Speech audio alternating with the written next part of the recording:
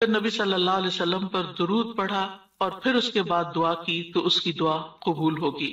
جہاں تک اللہ سبحانہ تعالیٰ کی تعریف کا، حمد و ثنا کا تعلق ہے تو اس میں ہم قرآن مجید کی طرف اگر رجوع کریں تو سب سے بہترین ثنا اور دعا اور اللہ تعالیٰ کی تعریف کا آغاز سورۃ الفاتحہ سے ہوتا ہے۔ الحمد للہ رب العالمین الرحمن الرحیم مالک یوم الدین ایاک نعبد و ایاک نستعین اہدنا الصراط المستقیم صراط الذین انعمت علیہم غیر المغضوب علیہم ولا الضالین۔ سورۃ الفاتحہ اللہ تعالیٰ کی حمد و ثنا پر مشتمل سورت ہے۔ رسول اللہ صلی اللہ علیہ وسلم نے فرمایا، اللہ تعالیٰ فرماتے ہیں، اور یہ حدیث قدسی ہے، کہ نماز یعنی سورۃ الفاتحہ میرے اور میرے بندے کے درمیان نصف نصف تقسیم کر دی گئی ہے، اور میرے بندے کے لیے وہ ہے جو وہ مانگے۔ جب بندہ الحمد للہ رب العالمین کہتا ہے تو اللہ تعالیٰ فرماتے ہیں میرے بندے نے میری حمد بیان کی۔ تو گویا سورۃ الفاتحہ میں سب سے پہلے ہم کیا کرتے ہیں؟ قرآن مجید کے آغاز میں الحمد للہ کہتے ہیں، تعریف سے بات شروع کرتے ہیں۔ پھر فرمایا اور جب وہ الرحمن الرحیم کہتا ہے تو اللہ تعالیٰ فرماتا ہے میرے بندے نے میری ثنا کی، یعنی میری تعریف بیان کی۔ اور جب وہ مالک یوم الدین کہتا ہے تو اللہ تعالیٰ فرماتے ہیں میرے بندے نے میری بزرگی بیان کی، یا فرماتا ہے کہ میرے بندے نے اپنے کام میرے سپرد کر دیے۔ اور جب وہ ایاک نعبد و ایاک نستعین کہتا ہے تو اللہ تعالیٰ فرماتا ہے یہ میرے اور میرے بندے کے درمیان ہے، اور میرے بندے کے لیے وہ ہے جو اس نے مانگا ہے، میرے بندے کے لیے وہ ہے جو اس نے مانگا ہے۔ تو گویا قرآن مجید کی پہلی سورت میں ہی ہمیں مانگنے کا ادب سکھا دیا گیا کہ مانگنے کے لیے سب سے پہلے اللہ تعالیٰ کی حمد و ثنا کرو، اللہ تعالیٰ کی تعریف بیان کرو، اور پھر ایاک نعبد یہ دعائے عبادت ہے، و ایاک نستعین دعائے مسئلہ ہے، جس میں ہم اللہ تعالیٰ سے مدد چاہتے ہیں زندگی کے تمام کاموں میں۔ اور پھر جب بندہ اہدنا الصراط المستقیم آخر تک کہتا ہے تو اللہ تعالیٰ فرماتا ہے یہ میرے بندے کے لیے ہے، اور میرے بندے کے لیے وہ ہے جو اس نے مانگا۔ اور یہاں ایک اور بات قابل غور ہے کہ مانگنے کی چیزوں میں سب سے پہلی چیز ہدایت ہے، رہنمائی ہے، دین کے معاملات میں بھی، دنیا کے معاملات میں بھی۔ ہم ہر قدم پر اللہ تعالیٰ کی رہنمائی کے محتاج ہیں، ہم بہترین گائیڈنس وہیں سے لے سکتے ہیں۔ اور جب ہم دن کی ہر نماز کی ہر رکعت کے اندر اللہ تعالیٰ سے ہدایت مانگتے ہیں اور اللہ تعالیٰ ہماری دعا قبول کر کے ہماری رہنمائی کرتے ہیں، تو آپ سوچئے کہ زندگی کا یہ سفر کتنا خوبصورت ہو سکتا ہے، اور پھر اس کا اختتام کتنا خوبصورت ہو سکتا ہے، اور پھر اس کا انجام کتنا پیارا ہو سکتا ہے۔ لہٰذا اللہ تعالیٰ سے ہم سب ہدایت مانگتے رہیں۔ اور ویسے بھی آپ دیکھیں کہ سورۃ الفاتحہ پڑھنے کے بعد جو دعا کی جاتی ہے وہ دعا قبول ہوتی ہے، یعنی یہ قبولیت دعا کی بھی علامت ہے۔ ابن عباس کہتے ہیں کہ اس دوران کے جبریل علیہ السلام نبی صلی اللہ علیہ وسلم کے پاس بیٹھے ہوئے تھے کہ اچانک انہوں نے اوپر سے ایک آواز سنی، تو آپ نے اپنا سر اٹھایا۔ جبریل علیہ السلام نے فرمایا کہ یہ آسمان کا ایک دروازہ ہے جسے صرف آج کے دن کھولا گیا ہے، اس سے پہلے کبھی نہیں کھولا گیا تھا۔ پھر اس سے ایک فرشتہ اترا تو جبریل علیہ السلام نے فرمایا یہ فرشتہ جو زمین کی طرف اترا ہے یہ آج سے پہلے کبھی نہیں اترا۔ پھر اس فرشتہ نے سلام کیا اور کہا کہ آپ کو 2 نوروں کی خوشخبری ہے جو آپ کو دیے گئے اور آپ سے پہلے کسی نبی کو نہیں دیے گئے، ایک سورۃ الفاتحہ اور دوسری سورۃ البقرہ کی آخری 2 آیات۔ جب بھی آپ ان دونوں میں سے کوئی بھی دعائیہ جملے پڑھیں گے، یعنی اہدنا الصراط المستقیم اور وہاں پر آمن الرسول کے آخر میں جو دعائیں آتی ہیں، تو آپ کو مانگی ہوئی چیز ضرور عطا کر دی جائے گی۔ تو اس لیے سورۃ الفاتحہ پڑھ کے بھی آپ دعا شروع کر سکتے ہیں، اور اسی طرح آمن الرسول جب پڑھیں اس وقت کی دعائیں بھی توجہ سے، اور اس کے ساتھ مزید دعائیں بھی، یعنی یہ دعا تو ہم مانگیں گے ہی اہدنا الصراط المستقیم۔ اور پھر آپ دیکھیے جب ہم پریشان ہوتے ہیں، ہم فکر مند ہوتے ہیں، ہم بیمار ہوتے ہیں، تو اس موقع پر بھی ہمیں رہنمائی کی ہی ضرورت ہوتی ہے کہ اب اس مسئلے کے حل کے لیے، اس بیماری کے علاج کے لیے، اس مشکل سے نکلنے کے لیے ہم کیا کریں۔ پھر اللہ تعالیٰ رستہ دکھا دیتا ہے اور ہم اس رستے کو اختیار کرتے ہیں اور اس مشکل سے باہر آ جاتے ہیں۔ تو اس لیے انسان کو ان دونوں چیزوں پر پورا اعتماد ہونا چاہیے۔ اور پھر آپ دیکھیے کہ حمد ہوتی کیا ہے؟ حمد اصل میں اللہ تعالیٰ کی تعریف کے لیے لفظ استعمال ہو رہا ہے یہاں پر، یعنی محبت اور تعظیم کے ساتھ اللہ تعالیٰ کا کامل وصف بیان کرنا، اللہ تعالیٰ کی تعریف بیان کرنا، کیونکہ اللہ تعالیٰ اپنی ذات، اپنی صفات، اپنے افعال، یہ تین لفظ یاد رکھیے گا، اپنی ذات، اپنی صفات اور اپنے افعال یعنی کاموں میں کامل ہے، پرفیکٹ ہے، اس کے علاوہ کوئی اور ایسا نہیں کہ جس کے اندر کمال ہو، یہ کمال صرف اللہ تعالیٰ کے لیے ہے، اس لیے تعریف بھی اللہ ہی کی، وَلِلَّهِ الْحَمْدُ رَبِّ السَّمَاوَاتِ وَرَبِّ الْأَرْضِ رَبِّ الْعَالَمِينَ، کہ سب تعریف اللہ ہی کے لیے ہے جو آسمانوں کا رب ہے، زمین کا رب ہے اور سارے جہان والوں کا رب ہے، کیونکہ اسی نے سب کو پیدا کیا، زمین و آسمان اور جو کچھ ان کے بیچ میں ہے، اور پھر یہ کہ ہر نعمت جو ہمیں ملی اسی کی طرف سے، سب چیزوں کو پیدا کرنے والا خالق وہ، ہمارا بھی خالق وہ، اور پھر اس کے بعد ہمارا مالک بھی وہ، ہمارا رازق بھی وہ، جو کچھ بھی ہمارے پاس ہے، وما بکم من نعمت فمن اللہ، اسی کی طرف سے ہے، اس لیے سب تعریف بھی اسی کی، جب سب کچھ دیا اس نے تو پھر شکر بھی اسی کا ادا کرنا چاہیے، اور پھر آپ دیکھیے کہ ہدایت کا سبب جو کتاب اللہ ہے وہ بھی اللہ نے ہمیں دی، لہٰذا اس پر بھی اللہ تعالیٰ کی تعریف، تو اللہ تعالیٰ نہ صرف یہ کہ دنیا میں بلکہ آخرت میں بھی تعریف کا حقدار ہے۔ الحمدللہ الذی لہ ما فی السماوات وما فی الارض ولہ الحمد فی الآخرہ وہو الحکیم الخبیر، سب تعریف اللہ کے لیے ہے کہ جو کچھ آسمانوں میں ہے اور جو کچھ زمین میں ہے سب اسی کا ہے، اور آخرت میں بھی سب تعریف اسی کے لیے ہے، وہی کمال حکمت والا، ہر چیز کی خوب خبر رکھنے والا ہے۔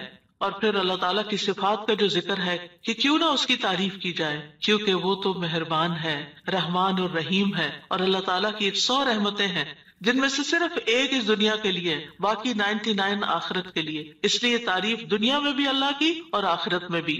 اور پھر مالک یوم الدین بھی وہی ہے کہ جس دن ہمارے اعمال کا فیصلہ ہوگا، اس لیے تعریف اسی کی کہ اس نے یہ فیصلہ اپنے ہاتھ میں رکھا ہے، اور پھر ہم اسی کی عبادت کرتے ہیں۔ جس رب کی اتنی صفات ہوں پھر اس کی عبادت کیوں نہ کی جائے، اور اسی سے ہم مدد چاہتے ہیں، اور سب سے پہلے ہدایت چاہتے ہیں، اور پھر انعام یافتہ لوگوں میں شامل ہونا چاہتے ہیں، ان لوگوں میں نہیں جن پر رب ناراض ہے، اور ان میں بھی نہیں کہ جو بھٹکے ہوئے لوگ ہیں۔ تو سورۃ الفاتحہ میں جہاں دعا کا ادب بیان ہو رہا ہے وہاں اللہ تعالیٰ کی صفات کا بھی ذکر ہے، کیونکہ فَلِلَّهِ الْأَسْمَاءُ الْحُسْنَى فَادْعُوهُ بِهَا، سب اچھے اچھے نام اللہ کے ہیں، لہٰذا ان ناموں کے ساتھ اس کو پکارو، یعنی اس کی صفات بیان کر کے، اس کی تعریف کر کے اس کو پکارو۔ نبی صلی اللہ علیہ وسلم جب صبح کے وقت اٹھتے تھے اور تہجد کی نماز شروع کرتے تھے تو اس وقت ہاتھ باندھ کر دعا پڑھتے تھے، یعنی اذا قام من اللیل یتہجد قال، اس وقت کیا پڑھتے؟ اللہم لک الحمد، اللہ سب تعریف تیرے ہی لیے ہے، انت قیم السماوات والارض ومن فیہن ولک الحمد لک ملک السماوات والارض ومن فیہن ولک الحمد انت نور السماوات والارض ولک الحمد انت الحق ووعدک الحق ولقاؤک حق وقولک حق والجنت حق والنار حق والنبیون حق ومحمد صلی اللہ علیہ وسلم حق والساعۃ حق۔ اس کے بعد دعا کرتے اللہم لک اسلمت وبک آمنت وعلیک توکلت والیک انبت والیک خاصمت والیک حاکمت فاغفر لی ما قدمت وما اخرت وما اسررت وما اعلنت انت المقدم وانت المؤخر لا الہ الا انت۔ یہ تھا آپ کی دعا مانگنے کا انداز، کتنی زیادہ پہلے اللہ تعالیٰ کی تعریف کی اور پھر اس کے بعد اپنا آپ اللہ تعالیٰ کے سپرد کیا، اور آخر میں جو معصوم عن الخطا ہے نبی صلی اللہ علیہ وسلم، جن کی کوئی غلطیاں ہی نہیں، کوئی گناہ ہی نہیں، وہ کیا مانگ رہے ہیں؟ ایک چیز مانگ رہے ہیں، کیا؟ فاغفر لی ما قدمت وما اخرت وما اسررت وما اعلنت، اللہ تو مجھے بخش دے، میرے اگلے پچھلے پوشیدہ اور ظاہری گناہوں کو معاف کر دے، تو ہی پہلے تھا اور تو ہی آخر میں ہوگا، تیرے سوا کوئی معبود نہیں۔ نبی صلی اللہ علیہ وسلم کے تہجد کے وقت کی اس دعا سے ہمارے لیے سیکھنے کی کیا بات ہے کہ دعا کا ایک بڑا حصہ کس پر مبنی ہونا چاہیے؟ اللہ تعالیٰ کی تعریف پر مبنی ہونا چاہیے، لیکن ہم نے کبھی یہ دعا کا سلیقہ سیکھا ہی نہیں۔ اللہ تعالیٰ کی یہ تعریف کبھی اس طرح کی ہی نہیں. ہمیں صرف اپنا آپ ہی یاد رہتا ہے، صرف اپنے مسائل یاد رہتے ہیں، صرف اپنی پریشانیوں کا ذکر رہتا ہے. اللہ تعالیٰ کی حمد و ثنا ہم بھولے رہتے ہیں. اور پھر یہ کہ اللہ سبحانہ و تعالیٰ کی حمد و ثنا کا حق ادا نہیں ہو سکتا جتنی بھی ہم کریں. اس لیے جو اللہ کے پیارے بندے ہوتے ہیں وہ اللہ تعالیٰ کی حمد و ثنا میں زیادہ وقت لگاتے ہیں. تو آج سے جو سیکھنے کی بات ہے، جو ٹیک ہوم میسج ہے، وہ یہ کہ ہم اگر چاہتے ہیں کہ اللہ تعالیٰ ہماری مشکلات آسان کریں، ہمیں بخش دیں دنیا میں بھی اور آخرت میں بھی، تو پھر اللہ کی تعریف بیان کریں، اللہ کی توحید بیان کریں، اللہ تعالیٰ کی حمد بیان کریں، اللہ تعالیٰ کی تکبیر بیان کریں، اللہ تعالیٰ کی تسبیح بیان کریں. اور پھر ہم دیکھتے ہیں کہ قیامت کے دن اللہ تعالیٰ نبی صلی اللہ علیہ وسلم کو سفارش کرنے سے پہلے اپنی حمد سکھائیں گے. یعنی ایک تو دنیا کے دعائیں ہیں نا جو دنیا میں ہم مانگتے ہیں، اور آخرت میں اس بات کی دعا کہ اللہ تعالیٰ آپ حساب کتاب قائم کر دیں، یہ بھی ایک دعا ہوگی نا. یہ سفارش ایک دعا ہے، لیکن اس سفارش سے پہلے کیا ہوگا؟ یعنی قیامت کے دن جب لوگ پریشان ہوں گے، انبیاء کے پاس جائیں گے تو انبیاء ان کو آگے بھیجتے جائیں گے حتیٰ کہ لوگ محمد صلی اللہ علیہ وسلم کے پاس آئیں گے. تو حدیث میں آتا ہے کہ وہ کہیں گے تم سب محمد صلی اللہ علیہ وسلم کے پاس جاؤ، اللہ نے ان کے اگلے پچھلے سب گناہ معاف فرما دیے ہیں، تو وہ سب میرے پاس آئیں گے، تو میں سب کو لے کر اللہ کی بارگاہ میں حاضر ہونے کی اجازت چاہوں گا. اجازت ملنے پر سجدے میں گر پڑوں گا. عاجزی دیکھیے، ہمبلنس دیکھیے. اور جب تک اللہ چاہے گا میں سجدے میں ہی رہوں گا، یعنی جتنا اللہ پسند کرے گا اتنی دیر میں جھکا ہی رہوں گا. ہمارے سجدے کیسے ہوتے ہیں؟ ٹھونگے مار رہے ہوتے ہیں اوپر نیچے، بس تھوڑی سی ایکسرسائز. حکم ہوگا اے محمد اپنا سر سجدے سے اٹھاؤ، مانگو دیے جاؤ گے، کہو سنا جائے گا، اور سفارش کرو تمہاری سفارش قبول کی جائے گی. میں اپنا سر اٹھاؤں گا اور اللہ کی وہ حمد کروں گا جو مجھے اس کی طرف سے سکھائی جائے گی، اس دن سکھائی جائے گی، اور وہ حمد وہیں ملے گی اور ان الفاظ سے حمد کریں گے. یعنی وہ حمد آج ہمیں نہیں پتا، آپ کو بھی نہیں پتا، اس وقت آپ کو سکھائی جائے گی. یعنی وہ ایسی حمد ہوگی جو اس سے پہلے کبھی نہیں ہوگی. اور پھر اللہ تعالیٰ کی حمد کے بعد آپ دعا کریں گے اور پھر حساب کتاب شروع ہو جائے گا. کیسا ہے وہ دن جس سے ہم غافل رہتے ہیں، جس کو ہم بھولے رہتے ہیں. اگر اس دن کی فکر لگ جائے تو دنیا کی ساری پریشانیاں ختم ہو جائیں، سارے دکھ دور ہو جائیں، سارے مسئلے ہی ختم ہو جائیں، کوئی مسئلہ ہی نہ رہے. اس لیے ہم سب کو اس رمضان میں جو سیکھنے کی بات ہے وہ یہ کہ دعائیں تو ہم کریں گے، لیکن اس سے زیادہ ہم اللہ تعالیٰ کی حمد و ثنا بیان کریں گے. اللہ تعالیٰ کی حمد و ثنا کے دو حصے ہیں، ایک تسبیح ہے اور ایک تحمید ہے. اللہ سبحانہ تعالیٰ نے اپنی تسبیح اور تحمید دونوں کا حکم دیا ہے. سورۃ الحجر میں آتا ہے فسبح بحمد ربک، یعنی حمد کے ساتھ اور کیا کرو؟ تسبیح کرو. وکم من الساجدین، اور سجدہ کرنے والوں میں سے ہو جائیں. سورۃ النصر میں آتا ہے فسبح بحمد ربک واستغفرہ انہ کان توابا، آپ اپنے رب کی حمد کے ساتھ اس کی تسبیح کیجئے اور اس سے بخشش طلب کیجئے، یقیناً وہ بڑا توبہ قبول کرنے والا ہے. سورۃ الواقعہ میں آتا ہے فسبح بسم ربک العظیم. سورۃ الاعلی میں آتا ہے سبح اسم ربک الاعلی، یعنی باقاعدہ تسبیح کا حکم دیا گیا ہے. ایک اور جگہ آتا ہے وسبح بحمد ربک بالعشی والابکار، صبح و شام اپنے رب کی حمد کے ساتھ تسبیح کیجئے.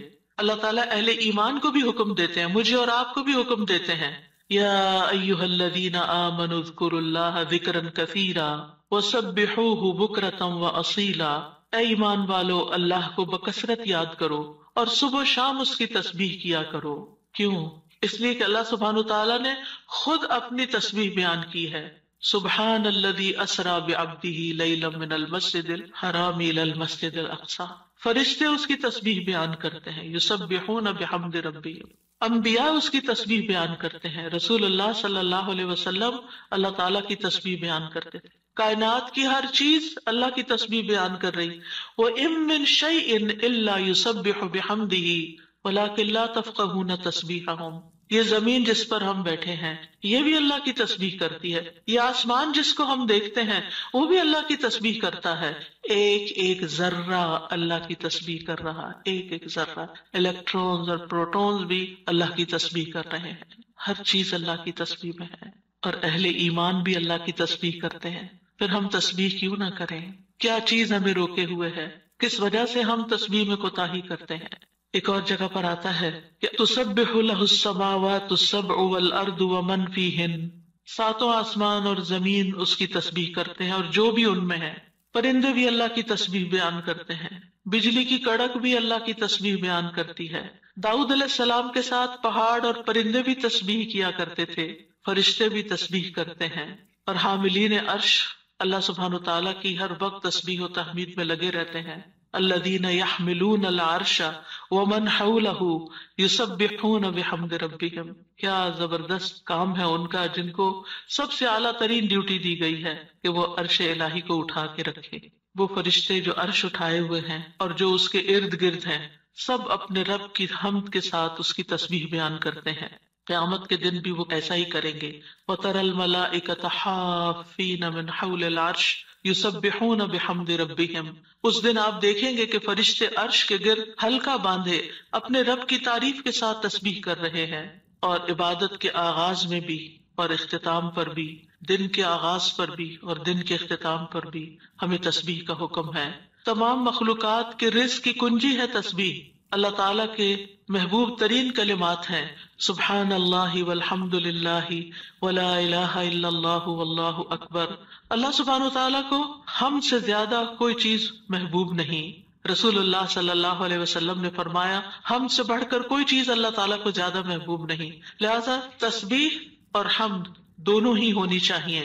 تسبیح سے تقدیر بھی بدل جاتی ہے۔ یونس علیہ السلام کو کس بنا پر اتنی بڑی مشکل سے نجات ملی؟ فلولا ان کان من المسبحین للبث فی بطنہ الی یوم یبعثون، اگر یہ بات نہ ہوتی کہ وہ تسبیح کرنے والوں میں سے تھا تو یقیناً وہ اس کے پیٹ میں یعنی مچھلی کے پیٹ میں اس دن تک رہتا جس میں لوگ اٹھائے جائیں گے، یعنی اگر وہ تسبیح نہ کرتے تو اس مشکل سے نجات نہ ملتی۔ تو بہت سی مشکلات سے نجات کا ذریعہ ہے تسبیح کرنا۔ اور وہ اپنی تسبیح میں کیا پڑھتے تھے؟ لا الہ الا انت سبحانک انی کنت من الظالمین۔ یہ تسبیح دل کی گھٹن اور سینے کی تنگی کا علاج بھی ہے۔ جب حالات مشکل ہو جائیں، دل غم سے بھر جائیں، سینے کے اندر گھٹن محسوس ہونے لگے، کوئی چیز اچھی نہ لگے تو تسبیح شروع کر دیں۔ لوگوں کی باتیں آپ کو پریشان کریں تو تسبیح شروع کر دیں۔ وَلَقَدْ نَعْلَمُ أَنَّكَ يَضِيقُ صَدْرُكَ بِمَا يَقُولُونَ فَسَبِّحْ بِحَمْدِ رَبِّكَ وَكُن مِّنَ السَّاجِدِينَ وَاعْبُدْ رَبَّكَ حَتَّى يَأْتِيَكَ الْيَقِينُ۔ ہم جانتے ہیں کہ بے شک آپ کا سینہ اس سے تنگ ہوتا ہے جو باتیں وہ کرتے ہیں، اور ایسا ہوتا ہے ہم سب کے ساتھ بھی ہوتا ہے کہ خاص طور پر ہمارے دین کے رستے پر آنے کی وجہ سے جب لوگ باتیں کرتے ہیں تو ہمیں پریشانی لاحق ہوتی۔ لوگوں کی باتیں ہرٹ کرتی ہیں، تو اس کا علاج کیا ہے؟ اس کا علاج اپنے آپ کو ڈیفینڈ کرنا نہیں ہے، اپنی صفائیاں بیان کرنا نہیں ہے، جواباً اٹیک کرنا نہیں ہے۔ بد اخلاقی کے جواب میں بد اخلاقی کوئی نیکی نہیں ہوتی، اس کے جواب میں اپنے رب کی طرف رجوع کرنا ہے، اس کی تسبیح کرنی۔ اللہ تو پاک ہے، میں تو گناہگار ہوں، مجھ پہ اگر لوگ باتیں کرتے بھی ہیں تو میرا قصور ہو سکتا ہے، لیکن ساری پاکی تو تیرے ہی لیے ہے، ساری تعریف تو تیرے ہی لیے ہے۔ اور پھر سجدوں کی کثرت۔ پھر اسی طرح اگر انسان کے اندر بخل کے جذبات ہو، کچھ خرچ کرنے کو دل نہ چاہتا ہو، خوف آتا ہو، رات کا خوف ہو، دشمن کا خوف ہو، ڈر لگے، تو ایسی صورت میں بھی انسان کو تسبیح پڑھنی چاہیے۔ سبحان اللہ والحمد للہ ولا الہ الا اللہ واللہ اکبر۔ اور ویسے بھی ایک دفعہ سبحان اللہ اور الحمد للہ کہنے سے زمین و آسمان بھر جاتا ہے، اتنا بڑا اجر و ثواب ہے اس کا، یعنی معمولی چیز نہیں ہے۔ رسول اللہ صلی اللہ علیہ وسلم نے فرمایا اور سبحان اللہ اور الحمد للہ کہنے سے زمین و آسمان کی درمیانی فضا بھر جاتی ہے، گناہ جتنے بھی ہوں تسبیح اور تحمید کہنے سے معاف ہو جاتے ہیں۔ عرش الہی کے گرد بھی ان کلمات کی بھنبھناہٹ ہوتی ہے، یعنی وہاں بھی تسبیح پڑھی جاتی ہے۔ تسبیح پڑھنے والوں کے چہروں پر رونق آ جاتی ہے، حمد سے خیر و برکات نصیب ہوتی ہیں۔ امام ابن قیم کہتے ہیں جو ہمیشہ تسبیح کرتا ہے اس کے چہرے کے خطوط چمک اٹھتے ہیں، یعنی اس کا چہرہ روشن ہو جاتا ہے، اور جو ہمیشہ حمد پڑھتا ہے اس کے اوپر مسلسل خیرات و برکات اترتی رہتی ہیں۔ تو دونوں چیزیں مل جائیں تو چہرے کی رونق بھی ملے گی اور اس کے ساتھ ساتھ اللہ تعالیٰ کی طرف سے رحمتیں بھی آئیں گی۔ اور فرمایا جو ہمیشہ استغفار کرتا رہتا ہے اس کے لیے بند دروازے کھل جاتے ہیں، جن چیزوں میں رکاوٹ آئی ہوئی ہوتی. ہم اکثر شکایت کرتے رہتے ہیں اس چیز میں بندش ہے، اس میں بندش ہے. ان ساری بندشوں کا علاج تسبیح و تحمید میں ہے، لیکن ہم بھولے رہتے ہیں. ہم صرف پریشان رہتے ہیں اور پریشان ہو کر ذکر کرنا بھی بھول جاتے ہیں. اور یہ تو دنیا کے فائدے ہیں نا، لیکن قیامت کے دن میزان میں یہ کلمات بہت بھاری ہوں گے. آپ صلی اللہ علیہ وسلم نے ایک موقع پر اپنے ہاتھ سے 5 کا اشارہ کیا کہ یہ میزان میں بہت بھاری ہوں گے. کس قدر بھاری ہوں گے؟ اور پھر فرمایا سبحان اللہ والحمد للہ ولا الہ الا اللہ واللہ اکبر. اور 5ویں چیز، مسلمان کا فوت ہونے والا نیک بیٹا، اس کا باپ ثواب کی امید کے ساتھ اس پر صبر کرے. تو یہ 5ویں چیز ہے. یعنی اگر کسی والد یا والدہ یا والدین دونوں کا جوان بیٹا فوت ہو جائے اور وہ نیک بھی ہو، جس سے یہ توقع ہو کہ ہمارے مرنے کے بعد وہ ہمارے لیے دعائیں کرے گا، لیکن انسان اللہ کی خاطر صبر کر لیتا ہے، تو یہ صبر میزان میں بہت زیادہ وزنی ہو جائے گا. اور قیامت کے دن سب سے زیادہ بہترین بندے وہ ہوں گے جو دنیا میں سب سے زیادہ حمد کرنے والے ہوں گے. اللہ کی تسبیح اور تحمید کے مسنون کلمات بھی ہیں جو نبی صلی اللہ علیہ وسلم نے خود سکھائے. آپ صرف اتنا بھی پڑھ سکتے ہیں، سبحان اللہ سبحان اللہ سبحان اللہ. آپ نے دیکھا ہوگا کچھ لوگوں کی گفتگو کا تکیہ کلام ہوتا ہے سبحان اللہ، ہر دوسری بات میں وہ سبحان اللہ کہہ رہے ہوتے ہیں. اور خاص طور پر سبحان اللہ سورج طلوع ہونے اور غروب ہونے سے پہلے 100 بار پڑھا جائے تو یہ 100 اونٹوں سے زیادہ بہتر ہے. پھر اسی طرح سبحان اللہ کا مطلب کیا ہے کہ اللہ تعالیٰ پاک ہے. کس چیز سے؟ ہر نقص سے اور ہر عیب سے، ہر شبیہ سے، ہر مثیل سے. نہ کوئی اس جیسا ہے، نہ کوئی اس کی مثال ہے. یعنی ہر ایک میں نقص ہے، صرف اللہ ہی کامل ہے. تو اس کے کمال کی وجہ سے، یعنی وہ کامل ذات ہے، اس کے اندر کسی قسم کی کوئی کمی نہیں، کوئی عیب نہیں، کوئی خرابی نہیں، کوئی نقص نہیں. تو ہم جب کہتے ہیں سبحان اللہ تو اللہ تعالیٰ کو ہر طرح کے نقص سے پاک قرار دیتے ہیں، اور اس کے کمال میں بھی کوئی نقص نہیں. یعنی اللہ سبحانہ تعالیٰ میں کوئی عیب نہیں، اور پھر یہ کہ وہ کامل ہے اور اس کے کمال میں کوئی کمی نہیں، کچھ بھی کمی نہیں. یہ بھی تسبیح کا معنی ہوتا ہے. اور پھر یہ کہ اللہ سبحانہ تعالیٰ ہر کمی سے، کوتاہی سے، اور ان سارے جھوٹے خیالات اور گمانوں سے جو لوگ اس کے بارے میں رکھتے ہیں، ان سب سے پاک ہے. اور اللہ سبحانہ تعالیٰ کی طرف ہم کوئی شر بھی منسوب نہیں کرتے. اللہ تعالیٰ ہر طرح کے شر سے بھی پاک ہے. تو یہ اللہ تعالیٰ کی بڑائی کا ایک کلمہ ہے. ایک شخص نے حضرت علی رضی اللہ عنہ سے پوچھا کہ سبحان اللہ کیا ہے؟ انہوں نے کہا یہ اللہ کی بڑائی کی تعظیم ہے. سبحان اللہ کلمہ توحید بھی ہے، ایمان کا رکن بھی ہے. ابن قیم کہتے ہیں تسبیح اللہ سبحانہ تعالیٰ کی ثنا اور تعریف ہے. یہ تعظیم، پاکیزگی اور تنزیہ پر مشتمل ہے. فرشتے مسلسل اس کی تسبیح کرتے ہیں، رکتے ہی نہیں. تمام کائنات، حیوانات، جمادات، نباتات، ریت کے ذرات، پانی کے قطرے، ہوائیں، بجلیاں، ہر چیز اس کی تسبیح کر رہی ہے. اور یہ تسبیح دنیا کی زندگی ختم ہونے سے ختم نہیں ہو جائے گی. جب قیامت آئے گی تو ہر چیز ٹوٹ پھوٹ جائے گی نا، یہ کائنات اس طرح نہیں رہے گی جیسے ہے، لیکن تسبیح ختم نہیں ہوگی، وہ پھر بھی جاری رہے گی. اور مومن جب جنت میں پہنچیں گے تو ان کا ذکر کیا ہوگا؟ تسبیح ہی ہوگی، اللہ تعالیٰ کی حمد و ثنا ہی ہوگی. تو نماز بھی اللہ کے لیے ہوتی ہے، دعا بھی اللہ تعالیٰ سے کی جاتی ہے. اسی طرح تسبیح بھی صرف اللہ کی ہوتی ہے. آپ کسی انسان کی تسبیح نہیں کر سکتے. وہ کہتے ہیں نا تم کس کی تسبیح پڑھ رہے ہو، کسی کی بھی نہیں پڑھنی چاہیے، کیونکہ کوئی پاک ہے ہی نہیں. ہم سب خطا کار ہیں، ہم سب سے غلطیاں ہوتی ہیں. تو اس لیے یہ بھی صرف اور صرف خالصتاً اللہ کے لیے. اور کلمہ سبحان جو ہے یہ اللہ کے سوا کسی کے لیے نہیں بولا جا سکتا. یہ نام بھی نہیں رکھنا چاہیے بچوں کا. اگر کوئی بھول کے رکھ چکا ہے تو اس کو تھوڑا سا آلٹر کر لے، سبحان رکھ لیں. ٹھیک ہے، سبحان نام نہیں رکھتے. یہ نام میں نے سنا تھا کہیں کسی نے رکھا ہوا تھا. تو سبحان جو ہے یہ یعنی ہر عیب سے پاک. یہ کیسے ہو سکتا ہے؟ کوئی صرف اللہ تعالیٰ ہی کی صفت ہے. تو اس لیے اللہ تعالیٰ ہی پاک ہے اور اس کے سوا کسی کی پاکی بیان نہیں کی جا سکتی کہ وہ بالکل پاک انسان ہے، پیور ہے. نہیں، سب کے اندر کوئی نہ کوئی کمی بیشی ہوتی ہے. تسبیح کے دوسرے مسنون الفاظ ہیں سبحان اللہ و بحمدہ. اس میں سبحان اللہ کے ساتھ حمد کا بھی ذکر کر دیا گیا. رسول اللہ صلی اللہ علیہ وسلم سے پوچھا گیا کون سا کلام افضل ہے؟ آپ نے فرمایا جو اللہ نے اپنے فرشتوں اور بندوں کے لیے چنا ہے، یعنی سبحان اللہ و بحمدہ. تو بات میں پھر شروع سے جا کے ملاؤں گی کہ یہ خالی تسبیح پہ کوئی لیکچر میں نہیں دے رہی، یہ دعا مانگنے سے پہلے آپ نے جو کلمات ادا کرنے ہیں، جو اذکار کرنے ہیں، جو تسبیحات پڑھنی ہیں، یہ ان کی وضاحت ہو رہی ہے کہ یہ بہترین دعائیں ہیں ایک طرح سے. یعنی اگر آپ صرف اللہ تعالیٰ کی تعریف بیان کرتے رہیں اور کچھ بھی نہ کہیں تو آپ کو وہ ساری خیر مل جائے گی جو آپ چاہتے ہیں اور اس سے بھی زیادہ.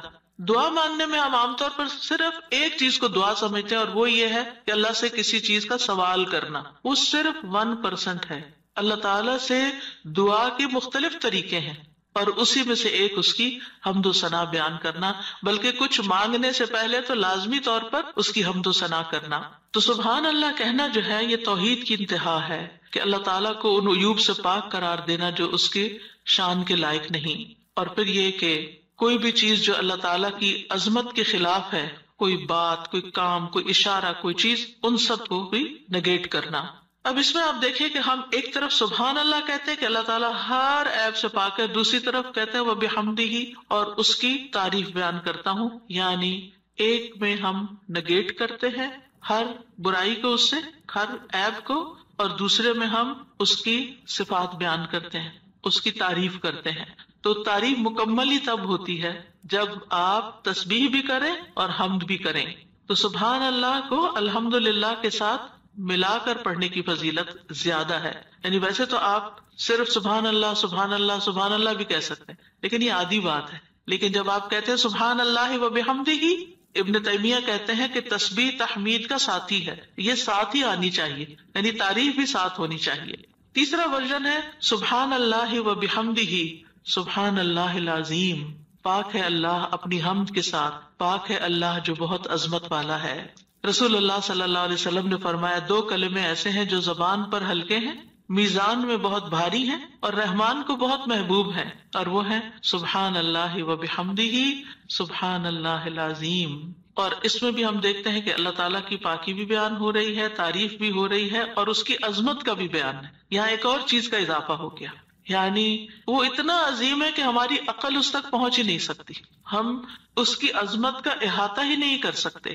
ابن جریر کہتے ہیں العظیم سے مراد وہ ہستی ہے جس کی مخلوق تعظیم بجا لاتی ہے، اس سے ہیبت رکھتی ہے، اس سے ڈرتی ہے. ہم یہ کیوں کہتے ہیں سبحان اللہ العظیم؟ اللہ تعالیٰ کے تو بہت سے نام ہیں، بہت سی صفات ہیں. یہ اصل میں ہم اپنی کم مائگی کا اعتراف کر رہے ہوتے ہیں کہ اللہ آپ اتنے بڑے ہیں کہ ہم تو آپ کی تعریف کا حق ہی ادا نہیں کر سکتے. اور یہ ایک حقیقت ہے، ہم حق ادا نہیں کر سکتے، ہم اللہ تعالیٰ کی عظمت کو پا ہی نہیں سکتے. وہ ہمارے گمان سے کہیں بڑا ہے، یعنی جتنا بڑا آپ اس کو خیال کریں وہ اس سے بھی آگے. وہ اپنی ذات میں بھی عظیم ہے اور اپنی صفات میں بھی عظیم ہے. پھر ایک اور ورژن ہے سبحان اللہ والحمد للہ ولا الہ الا اللہ واللہ اکبر. اللہ پاک ہے، اسی کی تعریف ہے، اس کے علاوہ کوئی معبود نہیں ہے اور اللہ سب سے بڑا ہے. نبی صلی اللہ علیہ وسلم نے فرمایا جب تم سبحان اللہ کہو گے تو اللہ تعالیٰ کہے گا تم نے سچ کہا. جب تم الحمدللہ کہو گے تو اللہ تعالیٰ فرمائے گا تم نے سچ کہا. جب تم لا الہ الا اللہ کہو گے تو اللہ تعالیٰ فرمائے گا تم نے سچ کہا. جب تم اللہ اکبر کہو گے تو اللہ تعالیٰ فرمائے گا تم نے سچ کہا. لیکن ہم نے کبھی آج تک سوچا کہ ہم جو کہہ رہے ہیں اللہ تعالیٰ کیا جواب دے رہے ہیں؟ سبحان اللہ والحمدللہ ولا الہ الا اللہ واللہ اکبر. یعنی ایک طرف ہم اللہ تعالیٰ کو پاک قرار دیتے ہیں، پھر اس کی تعریف بیان کرتے ہیں اس کی تمام صفات کمال و جمال کے ساتھ، پھر اللہ تعالیٰ کی توحید بیان کرتے ہیں لا الہ الا اللہ کہہ کر، اور پھر اللہ اکبر کہہ کر کیا کہتے ہیں کہ اللہ تعالیٰ سب سے بڑا معبود، سب سے بڑا ہے. یعنی سب سے بڑے کا کیا مطلب ہے؟ جن بھی چیزوں سے ہم امپریس ہو جاتے ہیں، جن کی بڑائی اور ہیبت ہمارے دل میں آ جاتی ہے، جن کے بارے میں ہمارا یہ عقیدہ، یہ خیال بن جاتا ہے کہ یہ بڑی چیز ہے، اللہ ان سب سے بڑا ہے. یعنی اللہ کے مقابلے میں یا اللہ سے بڑھ کر کسی اور کی بڑائی ہے ہی نہیں، اور ہمارے دل میں بھی نہیں ہونی چاہیے، وہ نکل جانی چاہیے. جب ہم اللہ اکبر کہتے ہیں تو ہمیں واقعی اللہ کو بڑا مانتے ہوئے کہنا چاہیے، صرف زبان سے الفاظ نہیں دہرانے. بعض اوقات ہم کسی کے پاس بہت دولت دیکھتے ہیں یا سنتے ہیں کہ اچھا اتنا. پچھلے دنوں ایسے کسی کے بارے میں گزرتے گزرتے میں نے دیکھا کہ ان کے پاس فلاں چیز 500 کروڑ کی ہے. اچھا اب کتنے ہی لوگ ہوں گے کہ جو دیکھ دیکھ کے واو کر رہے ہوں گے کہ 500 کروڑ، اوئے ہوئے ہوئے. یہ انسان کی کمزوری ہے. اپنے جیسے انسانوں کے پاس اگر کوئی چیز دیکھتا ہے، اگر آپ کہیں کہ فلاں کے پاس ایک گھر بھرا ہوا سونے کا ہے، تو اچھا ہم دوسروں کے مال و دولت سے امپریس ہو جاتے ہیں.